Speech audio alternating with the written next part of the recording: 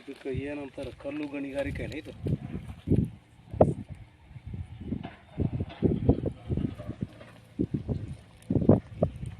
ಈ ಕಡೆ ಯಾರೋ ಚಲೋ ಇದು ಒಂದು ನಾವು ಹೋಗಿ ಕೇಳ ನೋಡ್ರಿ ಈಗ.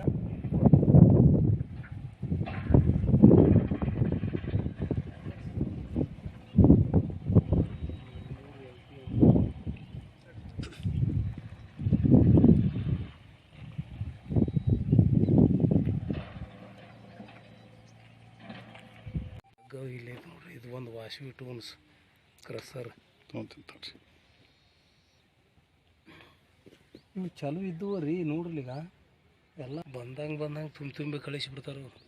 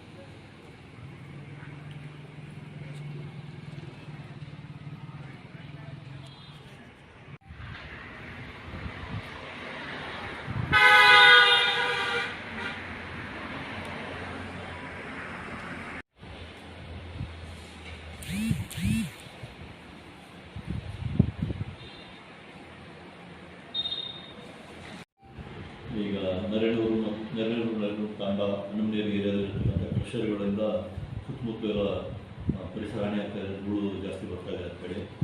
ಇದ್ರ ಬಗ್ಗೆ ನಾನು ಈಗಾಗಲೇ ನಿಮ್ಗೆ ಹೇಳ್ದಂಗೆ ನಮ್ಮ Karnataka stone crusher regulation act 2013 ಪ್ರಕಾರ ಫಸ್ಟು ಅವರು B1 ಎಲ್ಲ ಯಾವುದೇ ಸ್ಟೋನ್ ಕ್ರಷರ್ ಸ್ಟಾರ್ಟ್ ಆದರೆ B1 ಅಪ್ಲಿಕೇಶನ್ ಹಾಕ್ತಾರೆ. ಕಮಿಟಿ ಇದೆ ಜಿಲ್ಲಾಧಿಕಾರಿಗಳ ಅಧ್ಯಕ್ಷತೆಯಲ್ಲಿ, ಜಿಲ್ಲಾಧಿಕಾರಿಗಳು CO ಇರ್ಬೋದು, SP ಅವರು ಇರ್ಬೋದು, PWD, ಮೈನ್ಷನ್ ಜಿಯಾಲಜಿ, ನಮ್ಮ ಡಿಪಾರ್ಟ್ಮೆಂಟು, ತಹಸೀಲ್ದಾರ್ ಎಲ್ಲ ಇದ್ದಾರೆ.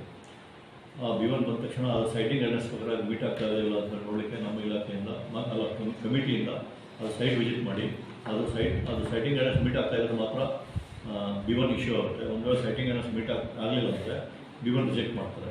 ಸೈಟ್ ಅದು ಪರ್ಮಿಷನ್ ಕೊಡೋಲ್ಲ ಅಲ್ಲಿ ಕ್ರಷರ್ ಕೊಡಲಿಕ್ಕೆ. ಆಮೇಲೆ ಸ್ಟಾರ್ಟ್ ಆದಮೇಲೆ ನಮ್ಮ ಇಲಾಖೆಯಿಂದ ಅವರು ಅನುಮತಿ ಪತ್ರ ತಗೊಳ್ತಾರೆ.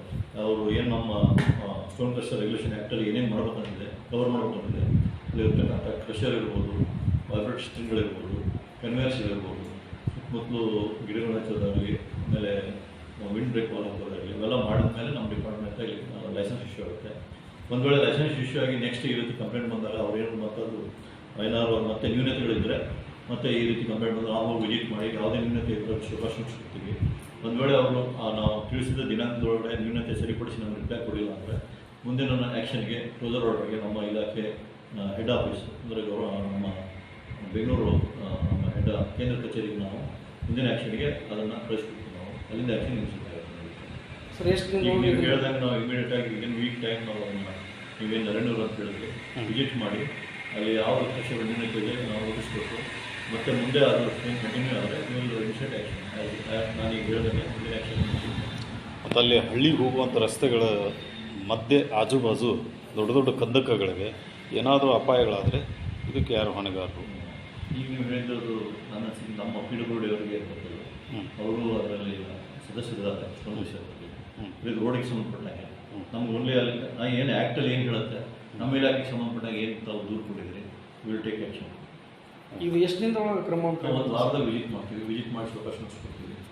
ಆಮೇಲೆ ಅವ್ರು ಶೋಕಾಶನ್ಸ್ಗೆ ಅವ್ರಿಗೇನು 15 ದಿನ ಟೈಮ್ ಇರುತ್ತೆ, ಅದರ ಪ್ರತ್ಯುತ್ತರ ಸರಿಯಾದ ಉತ್ತರ ಕೊಡಲಿಲ್ಲ ಅಂದರೆ will initiate action as per. Thank you sir. Okay sir.